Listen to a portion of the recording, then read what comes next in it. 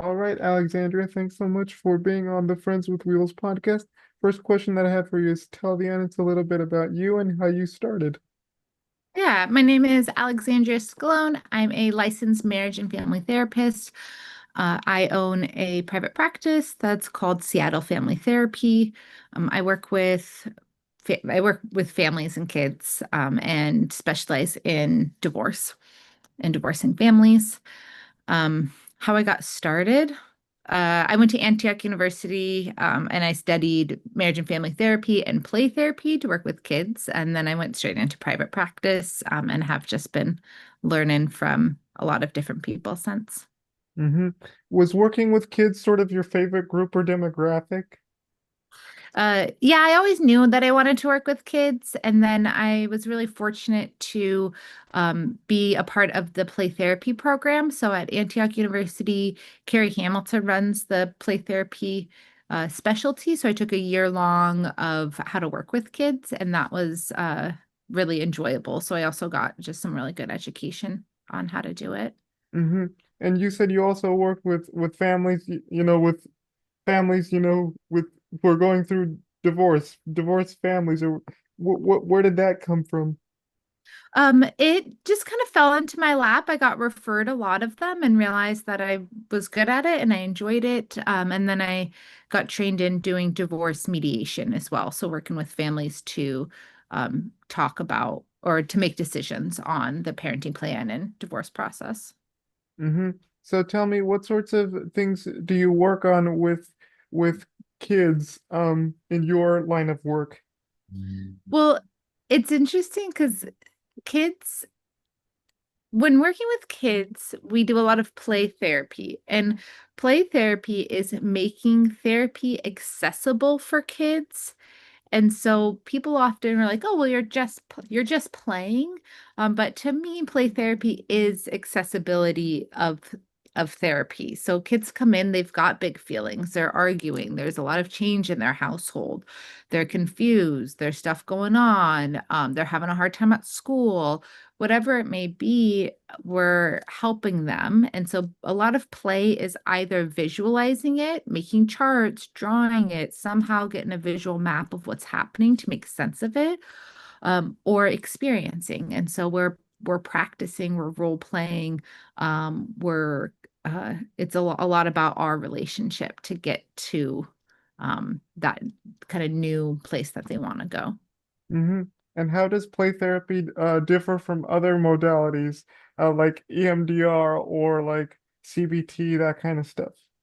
Yeah, so play therapy isn't a modality in and of itself. So they Mm-hmm. have like um CBT play therapy. And so play makes it accessible for kids. So we're going to visualize it. And so um a lot of the times we talk about a concept and we're using our frontal brain to hypoth to talk about it. So like if we're talking about sadness, we're like, oh, I'm so sad. It feels as if I'm carrying the weight of the world.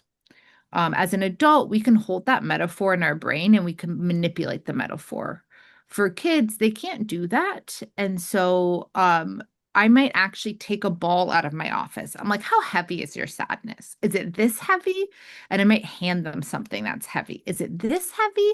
And they're like, heavier. I'm like, heavier. And then I'm like, might even pretend to hand them the couch. I'm like, is it this heavy? They're like, yes. I'm like, that's so heavy. And so it's getting out of our brains as this hypothetical or metaphor and getting into some more tactile metaphors, I guess. Mm-hmm.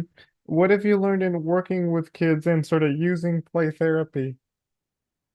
That everyone needs to play more and everyone would be happier if they played more. Um, but that's a big thing is like more people need to play. And then when working with kids in therapy, realizing that pretty naturally so many people accommodate to kids and a lot of therapists learn how to accommodate to kids. And then I will offer those same things to adults and they'll say, "Oh wow, that was so helpful," or like, "Yes, thank you, I want that." And so realizing that kids uh kids accept differences and they accept the need for help and all these things pretty easily. And that transfers to a lot of adult clients that you don't really think of using with them. And then like they always make me laugh and just like they're a good reminder of not taking life too seriously. That like we Hmm. can be going through the dumps and like you make a fart joke and then it's like, all right, okay, life isn't that serious. So who was sort of your mentor or sort of role model that inspired you to get into like working with kids and like using play therapy? There's quite a few. Carrie Hamilton was a big one. She taught me my intro to play class, and so much that I know about play, especially neurodiversity and sensory profiles. She taught me a lot. And then Mark Gaskill was my supervisor, and he taught me a lot about family therapy and family play therapy and how to get adults and parents in the room playing with their kids. And then Jordan, oh, I'm gonna butcher Jordan's last name. Sorry, Jordan. Jordan Clayclamp. Might have added an L. She's the owner of Atlas Counseling Seattle. I did my internship there, and she was my first play supervisor. And so she taught me about how to set up a room and like the accessibility of therapy in the office and how to kind of set up an office for kids. Hmm. Now, this podcast is called Friends with Wheels. It's a podcast on, you know, disability related topics and themes. So with that said, do you work with neurodivergent kids or um people that have that on that sort of that have that are neurodivergent? Yeah, I have a lot of neurodivergent kids in my office. And then also kids who have gone through other disabilities and challenges. Kids get injured, like I had a kid come in and she broke her leg and she was in a wheelchair in a full cast. And being able to make sure that her wheelchair could get in my office and that she could get around. Kids are all different shapes and sizes, and so having things low to the ground. I have a giant whiteboard and it's hung on my wall about 2 inches off the ground so that any kid of any age and height can access it easily, that things aren't up high in an adult level. I have floor chairs, I have taller chairs, like different chairs. So there's a lot of just accessibility of height and size. Mirrors, hooks, shelves are really low for kids. And then just a plethora of different seating options and pillows and blankets to kind of help. And then, yeah, I work with a lot of kids with neurodiversity. And so having different sensory profiles, and that's something that I learned a lot from Carrie Hamilton. So having lamps and big lights and telling them like you can be in charge of the lights. You can flick them all on, you can flick them all off. I have a air purifier that I like because kids are always sick. But it gets kind of noisy. And so they can turn it on high and they can turn it off.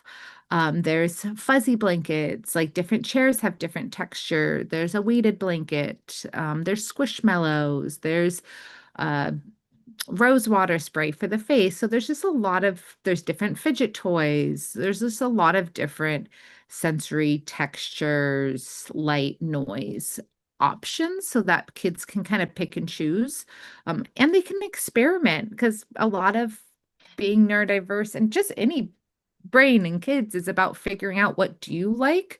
And so some kids will spend a whole session just like turning the lights on and off and switching all the lights up. And then, it's my job to be like, it seems like you're a lot chiller when the lights are low.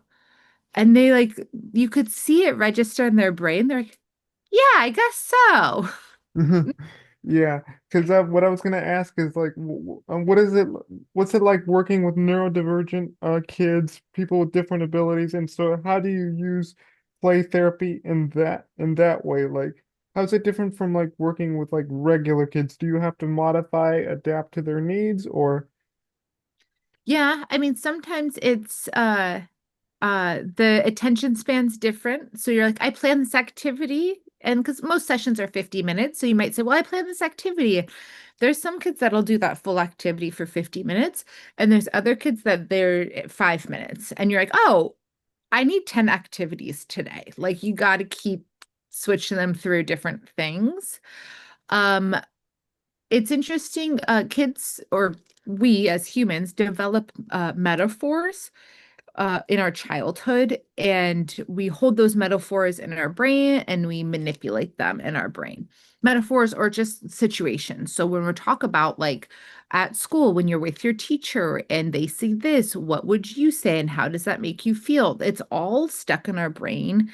And a lot of neurodiverse kids have a harder time holding all of that in their brains. And just kids who have gone through a lot, kids who's um are moving, whose parents are getting a divorce, who someone passed away, someone harmed them in some way, like they're having a hard time. And so that's a really hard skill.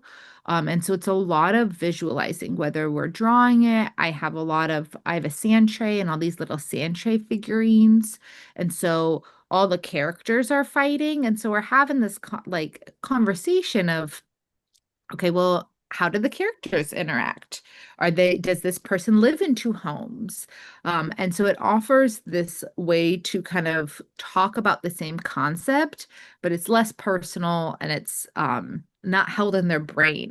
There's a visual representation of what we're talking about. It also helps because then they can like disappear and go regulate and spin around the room and then come back and they can see it. And you're like, okay, I still am asking about this character or whatever it is. And they can come back to it if there's a visual to it. Mm-hmm. And what have you learned in doing this kind of work, with play therapy? And what have you yourself learned in like playing with kids? Because kids are the best. They really are. What have I myself learned? Yeah. Um, I think the biggest thing is like kids know authenticity and they'll call you out and they'll suss it out. They can be like, that's not real, you're lying, or like something's wrong. And they're like, why are you sad? And I'm like, how do you even know that I'm sad? Like they are um so authentic and just like they'll call you out, they don't care. And so there's something a little bit more humane about the process of therapy with kids where like I get to be myself even more and then they get to be more of their self. And there's just a little bit more authentic relating versus therapy with adults. There's a little bit more of a formality. Like I'm kind of seen more of the expert and it's one-sided. Parents like come or adults come and they're like, this is all my stuff. And a kid, um, you're essentially like, hey, will you show me your feelings? And they're like, why don't you show me yours and then I'll show you mine. Yeah. Or Yeah. you can do it first. And you're like, uh-huh, cool. So it's just like, um, I don't know, like they make me confront my own stuff. Yeah. They're like, okay. Yeah. Mm-hmm. Yeah, they're the best, as I said before. Is there anything would you like to is there anything that you'd like to learn in terms of something new? With like do you still want to work with kids? Is that like your main niche, or do you want to expand further into other populations, like with adults, or what's sort of your plan there? Yeah, I just started doing divorce mediation, which is helping families through the divorce process.